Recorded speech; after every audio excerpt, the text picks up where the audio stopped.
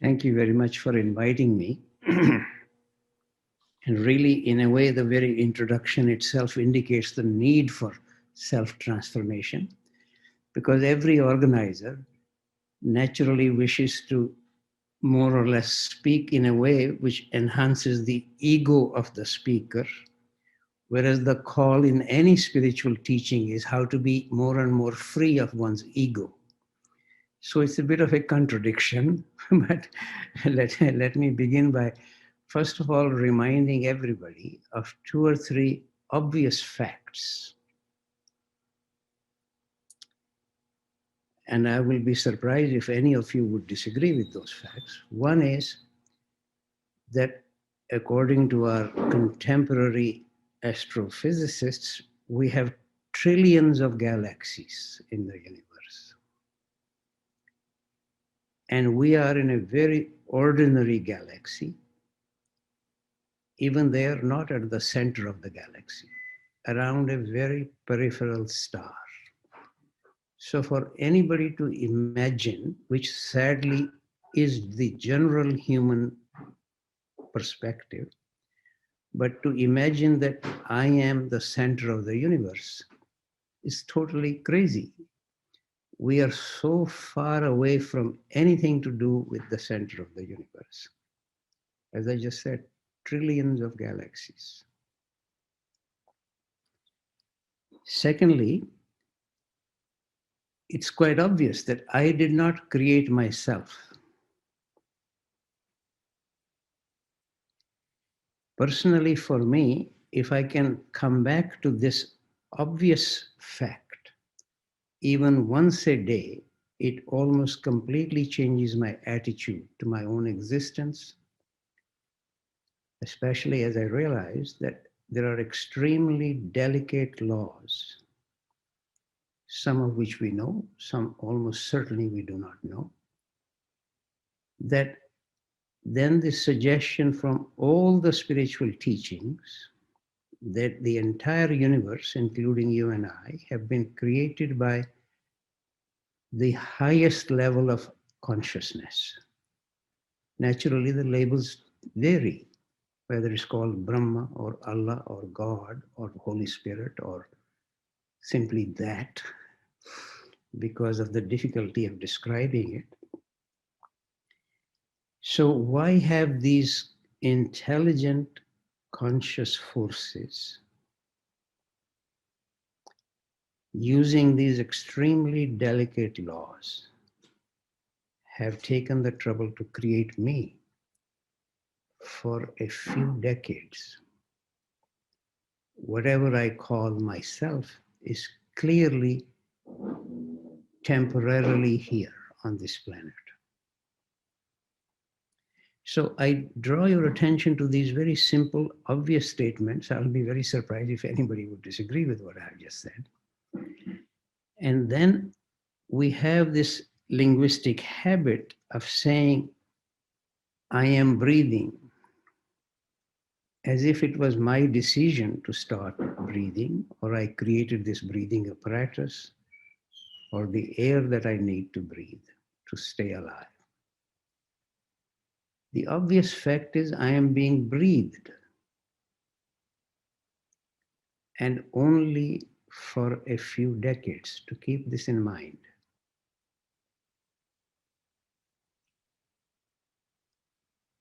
And then something which is said by all the sages, that there are many levels of reality subtler than the body and the mind. In fact, that is almost the meaning of saying something is spiritual, almost by implication that it is subtler than the mind. How do we connect with those levels? In fact, this is very much the demand from all the spiritual teachers.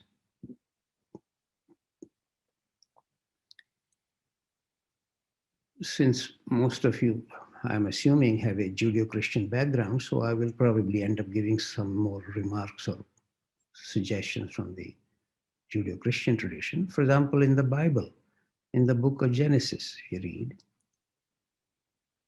God created human beings from the earth, then he breathed his own breath into them to make them alive.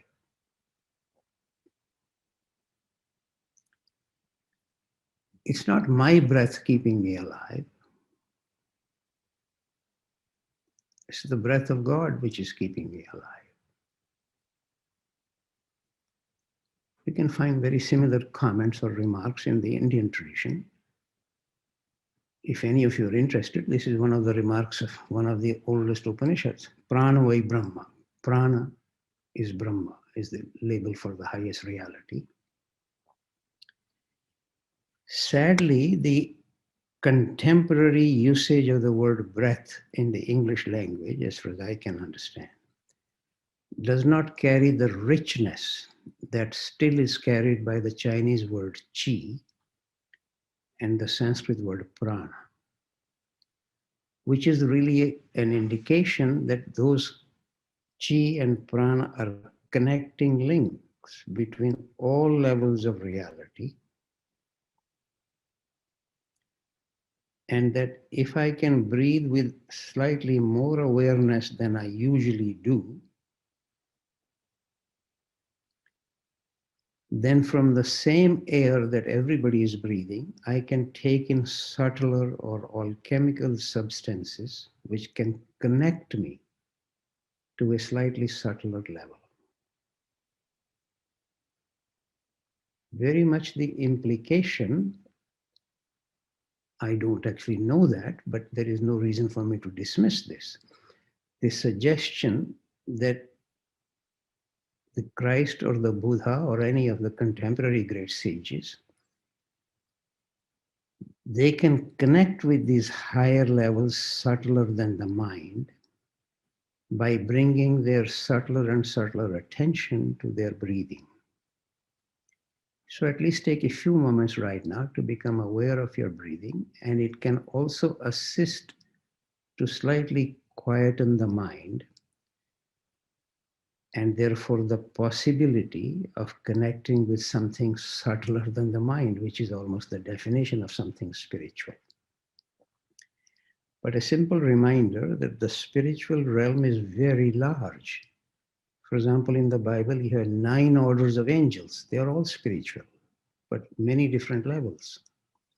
Similarly, in the Indian tradition, many kind of devas at different levels.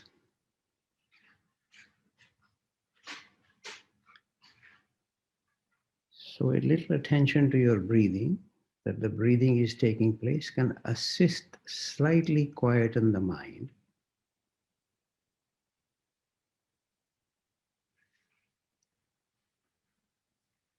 Not my breath, but the breath of God keeping me alive.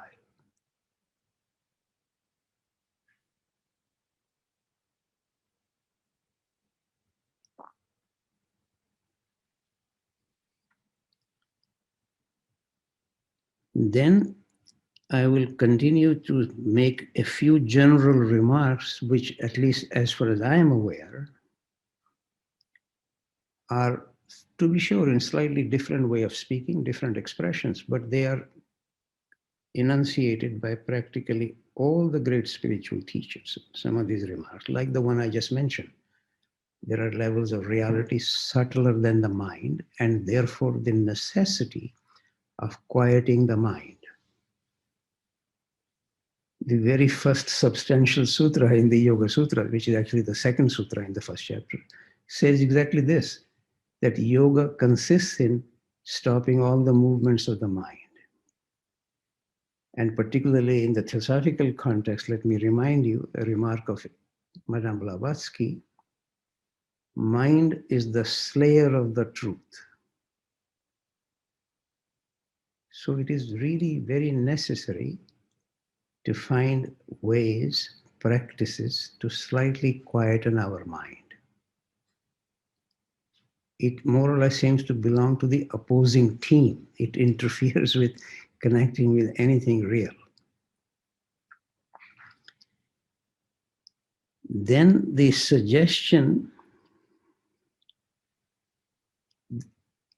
This is completely opposite, by the way, to the contemporary scientific perspective.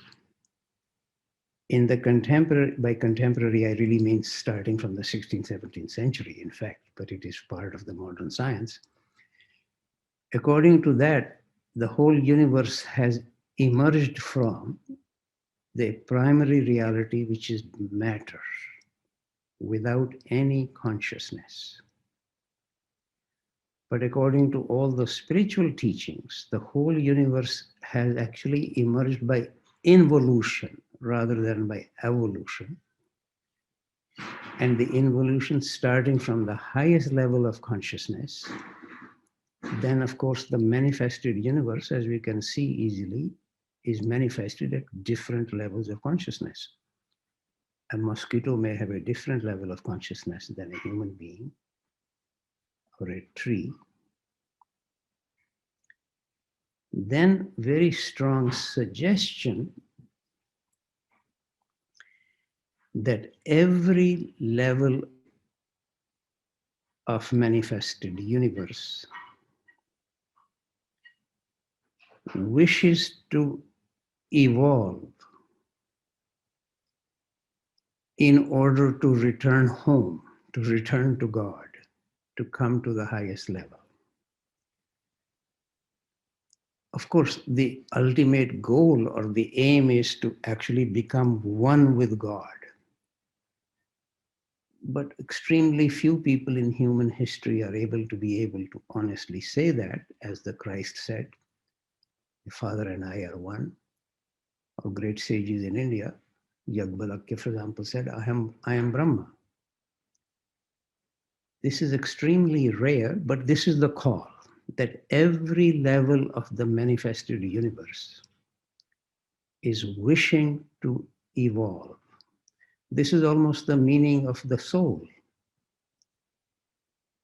that the soul, its main property is to wish to evolve.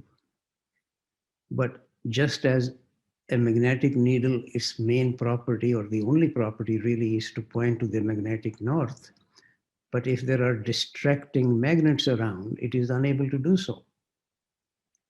So we have many distracting magnets that our soul just gets distraught, sideways, occupied with fear and desire. This is a standard suggestion from, again, all the great teachers. For example, Buddha's remark, or generally in the Indian tradition, that everybody is being driven by fear and desire. There are many other ways of saying it, approval or disapproval, getting ahead and fear of losing, or a remark of Christ in one of the Gospels, that the whole world is under the sway of the Prince of Darkness. Why should one dismiss these remarks of these great teachers? But there is always the call, especially if one is a searcher rather than simply believing this or that, which is what, of course, all the churches and the religions trying to do, which is why I periodically say, sometimes when my partner is not happy for me to say that, again, religions, in my judgment, have done more harm to spiritual search than any other institution. They don't want you to search something, whereas all the teachers, whether it's Christ saying something or the Buddha, or in contemporary times, you can have Krishnamurti, Madame Blavatsky, anybody, they're always inviting you to search, to question, to inquire, and to see if this is true for you, which is very much the whole scientific spirit. Not simply believing something, even if the greatest scientists like Newton or Einstein said something, one doesn't dismiss it because they're so great scientists, but then that doesn't make it true until we can verify this in experiments. So even if Krishna said something in the Bhagavad Gita or Christ said something in the Gospels, that doesn't make it true unless I can question it and to see how does it apply to me.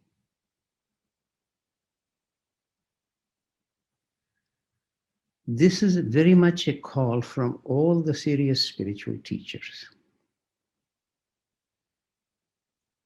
One can read this in the Bhagavad Gita, Krishna's remark about what is true knowledge. Very much an emphasis on the inquiring mind. So, therefore, then the suggestion that I just quoted or mentioned earlier, namely that every level of reality is wishing to evolve, that is almost the meaning of why this particle of the spirit or divinity has taken on my body. I'm using the word body only for simplicity, but it includes what I ordinarily call mind also. So one can keep saying body, mind, but it just makes it complicated. So whatever this particle of divinity, at whatever level it is, clearly it is different among different creatures, among human beings also it's very different. Right from birth, it appears, for example, any of you have read something about the biography of Krishnamurti, right at his birth, there is something different in him. Why somebody like Leadbeater or Annie Besant would recognize him and see that he's something extraordinary among a bunch of urchins on the beach, same beach with everybody, including his own brother. So there is something right from the start which is at a different level. And then the suggestion that each level is wishing to evolve.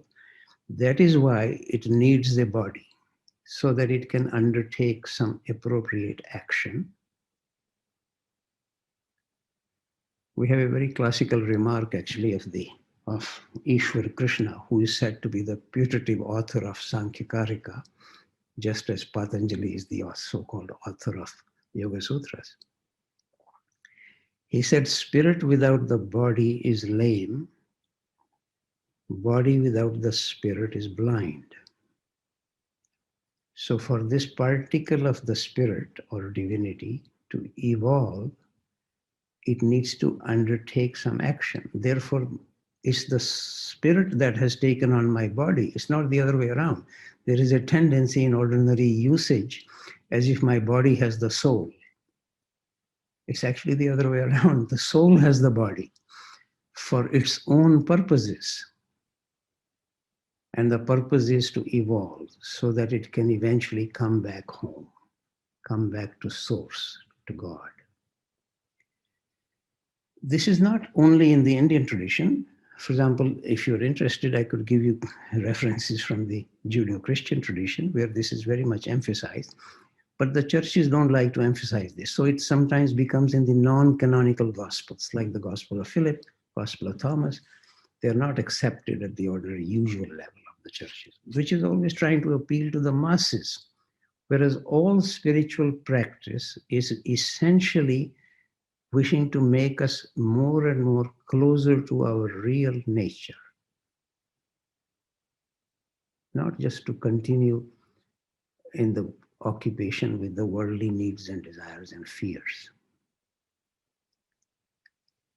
So let me therefore continue here some of the general suggestions from, by the way, let me repeat that again. Whatever I am saying so far, and in general what I will say even following, as far as I know, this is asserted or enunciated by practically all the great spiritual teachers, but understandably in different languages. Christ is, after all, speaking mostly to the Jews in the corresponding language, whereas the Buddha is speaking in India to background of the Hindus in a different language. So the language itself carries slightly different meanings, slightly different phraseology. For example, just to give you an example, Christ's remark, the Father and I are one. I grew up in India. I have never heard anybody in India refer to God as the Father. Often they might refer to God as the Mother, but I have personally never heard anybody refer to God as the Father. So it's a different linguistic context, different cultural context. Why would one therefore dismiss this and say this can't possibly correspond to what Yajnavalkya, the great sage in India, said, I am Brahma. Very different expression. surface at the surface. So if I then become a little bit aware of the obvious fact that I just have already been saying, that I did not create myself, forces and the laws are very subtle, delicate, and conscious, which have created me, then I naturally wonder, why have I been created? Or what do I identify myself with? What is my real identity? For example, one of the things which I know is common to all, even at the very ordinary religious level, to all the religions, that the death of the body is not the death of the person. Always the implication that the person is not the body. Well, it's very nice to say that. Is this obvious? What am I? How do I recognize this? If I'm not the body, if I am particle of divinity or particle of the spirit, whatever other words or labels get used. What is the characteristic of that? What is it wishing? How do I actually live that? If a particle of the spirit has taken on my body for its purposes, then my body mind is the instrument to assist the evolution of this particle of divinity. How do I go about it? How do I, first of all, find if there is actually something other than my body and mind? How do I listen to this? What is it wishing? What kind of action is required from me? So this is really, if one is actually interested in anything to do, whatever one labels spiritual practice, these are the fundamental questions. What am I, or who am I is the way it usually gets said. And why am I here? And then, if it is true that there is a particle of the spirit or divinity or the breath of God, whatever expression speaks to me, how do I become more and more aware of it? And how do I learn to carry out whatever is required from its perspective, not from my usual perspective? How do I carry this out? This is really almost the beginning of the spiritual search. And when I said that this is a whole large journey, and I will speak about some of the slight shifts that take place in the journey. The first major shift is, if something in me is not wholly occupied with my worldly success or fear of failure, getting ahead, then something in me actually begins to wonder, how do I hear or relate with whatever has created me? Whether I call it particle of divinity or it doesn't matter. Those are ultimately remain just words and labels. So to begin that kind of inquiry, especially if one is fortunate, you happen to encounter a teaching or a friend who is also interested in something similar.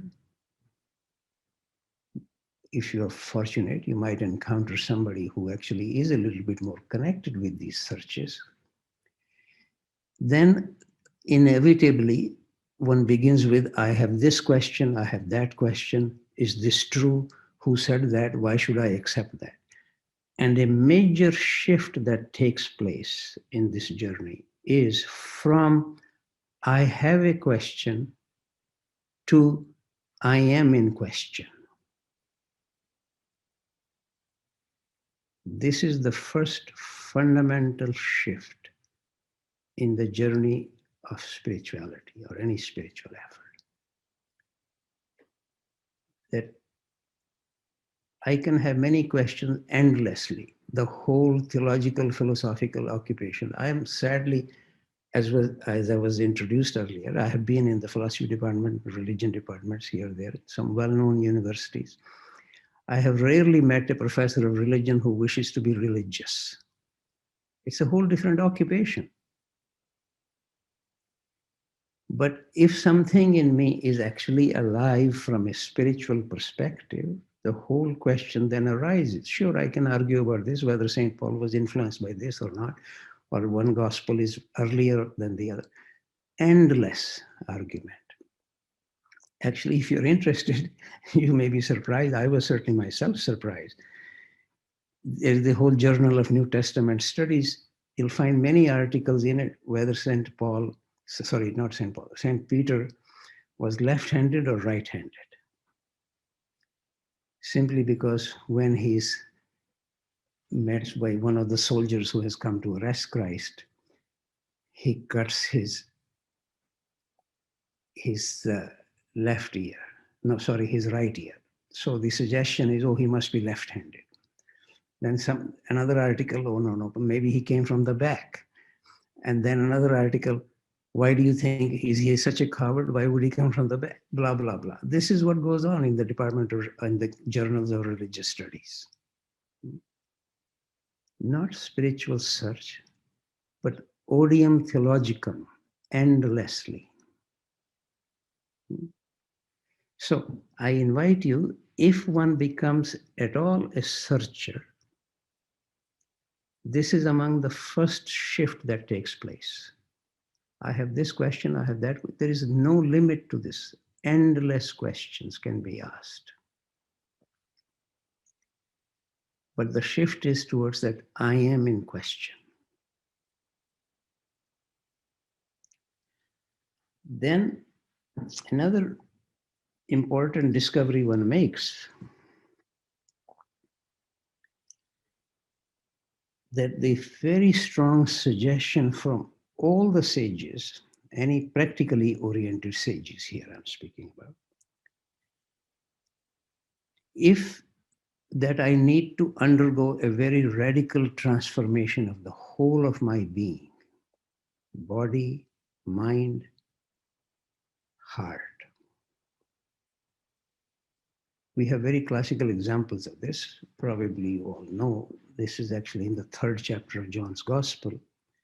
Nicodemus, who is a member of the council, which ultimately actually punished Christ to be crucified by a majority vote, not by everybody voting for it. He comes to meet Christ, and the very first question he asks is, how can one enter the kingdom of heaven? What is the response of Christ? That a radical transformation is required, almost like a second birth, a new birth. And of course, there is a great tendency to take everything in a very literal-minded way.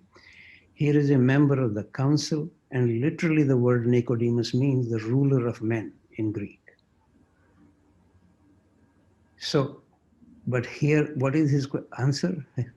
How can an old man like me re-enter the womb of his mother?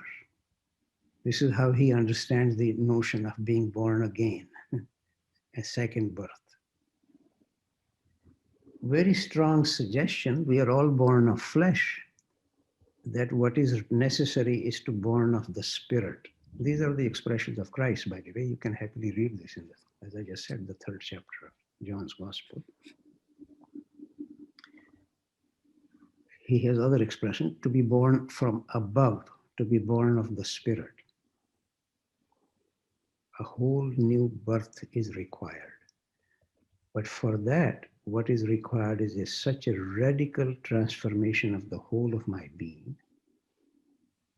And for that to be undertaken, first of all, what is highly recommended is an impartial and steady self-inquiry. Other expressions are used like self-study, self-inquiry, self-knowledge, self-observation. So not to get attached to one expression or the other, but how do I look at myself impartially and deeply to see what is occupying me, what stands in my way from connecting with something truer or more real, impartially. For example, in the Yoga Sutras, the expression that is used in Sanskrit is swadhyay. Literally simply means self-study. But you see how these things always degenerate in every culture. If you look at a contemporary Sanskrit English dictionary, first meaning of swadhyay, they would say, is reading sacred books. Only third or fourth meaning. There is no hanky-panky about this. It's simply directly, it has just two words, swa-adhyay, self-study. But that comes much later. I remember once a conversation actually with Krishnamurti, it was many, many years ago. I was fortunate to have met him actually many times, had many conversations with him. And I was just telling him about this, and he said, doesn't use that word in public so much, but he said, damn it, sir, what is the point of reading all these sacred books unless you read the book of yourself? That is really the call from the spiritual teachers. Doesn't matter what the dictionary is saying about this or what churches might say. In fact, sadly, the way the churches say, you can look at the concordance of the entire Bible, which is used in the churches. There is not a single entry under self-knowledge. Hundreds of entries under faith or belief, a few entries under knowledge, but not a single entry under self-knowledge or self-study. But you look at any of the Gnostic Gospels, non-canonical, right away you see the emphasis on self-study. Let me actually quickly quote to you something from the Gospel of Thomas. The kingdom of God is within you and without you. If you would know God, you must know yourself. When you know yourself, you will see that you are the children of the living Father. If you do not know yourself, you are in poverty. In fact, you are poverty. I personally don't know a stronger statement about emphasizing self-study than this one. So, in any case, whether the churches like it or not, any spiritual teacher will tell you this is a fundamental requirement to study myself, to look at myself more and more impartially. You can hardly read anything written by or written in the name of Krishnamurti, or if you ever heard any of his talks, constantly he's coming back to self-inquiry. That's really the fundamental requirement. Then one begins to see that self-inquiry is a very dangerous enterprise, which is the reason why one doesn't usually follow this very much. It gets very much commented on. Even in the convocation addresses, people would say self-knowledge is a good idea. But usually it is said by philosophers who don't actually undertake any self-knowledge, as far as I know personally. Because, as was said by the Buddha actually, that in this very body, you can discover all the demons and all the gods. Anybody who seriously undertakes self-study would be horrified by seeing all the demons within oneself, whatever we mean by demons. Jealousy, competitiveness, getting rid of anything that bothers me, disturbs me. If any of you have seriously undertaken self-study, I would be surprised if you would not agree with me that you would find all this in yourself. Fortunately, the Buddha also says all the gods, not only the demons, but the gods are also there. Occasional sense of compassion, generosity, gratitude, sense of wonder, they're also there. And then the other shift that more or less naturally follows from any serious self-inquiry, that one begins to see the necessity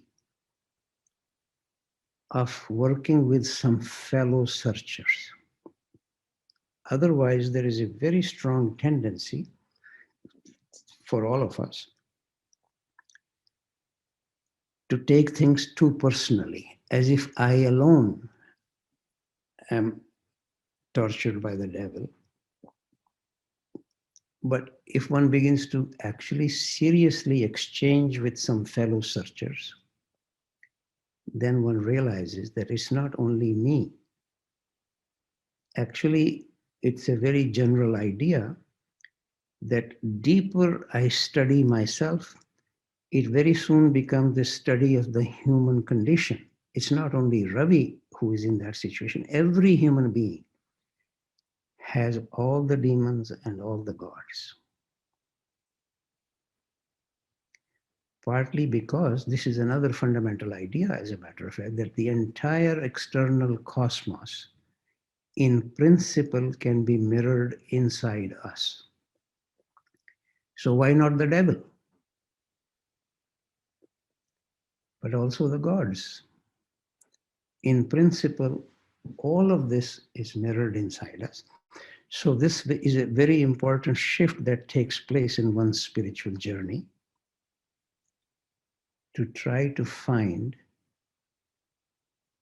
some fellow searchers with whom one can periodically encounter, discover something.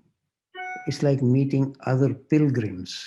Some of them can point out to you there is fire on that side, or glaciers or something, not to go that side, that won't help. Many great advantages by actually encountering other fellow searchers. Some of you know, for example, particularly much more emphasized in Buddhism, that I take refuge in the Buddha, I take refuge in Dharma, I take refuge in Sangha. Sangham Sharanam Gacchami. Sangha means community. Then another important shift that takes place for anybody seriously engaged with any of this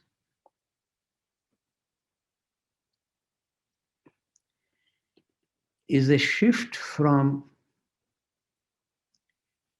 destination to the journey itself. Because whatever we understand by the destination, whatever I call it, I may call it enlightenment, I may call it going to heaven, finding God, becoming one with the Brahma, whatever label I attach to it, it inevitably, naturally has something coming from my mind. If the Buddha is unable to describe what nirvana is, how the hell would I know how to describe what nirvana is? Similarly, Christ is unable to say what is the kingdom of God. In fact, that one remark he makes is it's like a mustard seed. If you feel very clear about this, God bless you. So the reason I'm saying this, that even the greatest sages always say, in fact, in the Upanishad, it's a very standard idea, neti neti. Whenever somebody says, what is Brahma? Not this, not this. That's what neti neti means in Sanskrit. It can't be described. So sooner or later, a searcher actually shifts his attention from the destination, which always remains something mind-made, to the journey itself. Then every step becomes interesting, adventurous, and inevitably one would find one step forward, two steps sideways, one step back. In any undertaking, whether you're doing scientific research or you're learning to play music, you would find these things. So then, but then every step becomes interesting. Every place becomes interesting because the journey is the interesting part of it.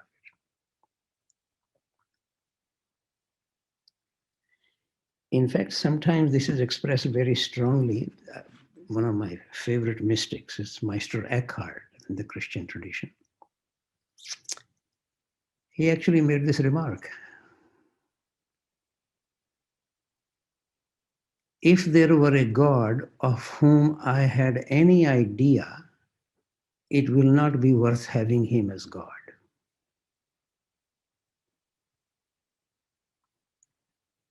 Because any idea inevitably involves my mind engaging with it, contributing to it in some way or the other. Whereas the suggestion in all the great teachings is how to be completely free of myself. Standard remark of Christ, this is actually in the Gospel of Matthew, unless you leave yourself behind, you cannot be a follower of mine. Similarly, in every other teaching, maybe I will just give one example from the Indian tradition. This is Shatpat Brahmana, very ancient text. It says, when a searcher knocks at the sun door, the whole idea is the sun is regarded as the highest deva, and to come to the sun door is to come to the field of enlightenment. So when the searcher knocks at the sun door, he would be asked, who is it?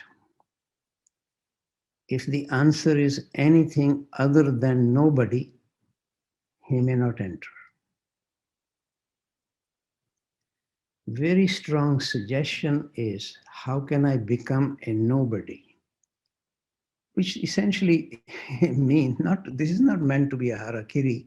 It means, how can I be free of me, me, mine, my? How can I be free of this? That is the general call. And then precisely because of that, that anything mind-made is already in that domain of me. And the call is to be free of me. This, in my understanding, is the whole basic background of shunyata in the Buddhist tradition. How can I become a zero? Nobody. And this is rather ironic in a way, as I sometimes put this in my own words. What is required is how to be on the way, but out of the way. All of this is easier said than done. Let me assure you, if any of you actually undertake any of these spiritual practices, everything is very subtle, has all sorts of varieties, all sorts of complexities, which is precisely the reason why very few human beings in the whole human history actually come to this ultimate goal of becoming one with Brahma. Nevertheless, the call is still there for everybody. In fact, even the great teachers themselves acknowledge, you know, the remark of Christ, many are called, but few are chosen. Very few are chosen. And Krishna in the Bhagavad Gita very strongly says, among thousands of people who would listen to me, very few would actually follow the practice. And among thousands who follow the practice, very few will in fact come to any understanding of me. I think every teacher has acknowledged this. This is not something strange that I'm saying. But then let me continue with some of the shifts or the aspects of this journey, largely really to bring to a close as well here. That the spiritual mysteries, such as who am I, or what is nirvana, what is God, these cannot even in principle be solved. These are quite different from scientific mysteries, because especially some scientists, especially Einstein more than anybody else, actually speaks about that scientific mysteries and religious mysteries arise from the whole same source of sense of mystery. That is probably true. But I remember myself, now this was many years ago, when I was actively doing research in physics, I had some students doing their PhD with me. If I encourage them to get a topic for their research which cannot actually be solved, I'm not doing them much justice.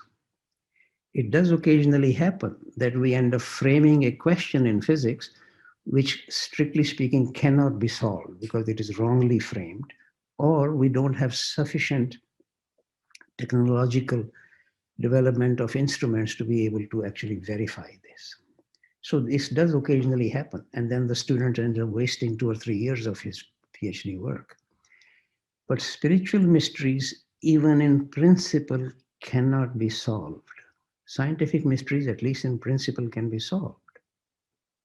Otherwise, we don't take them on as a mystery to work on.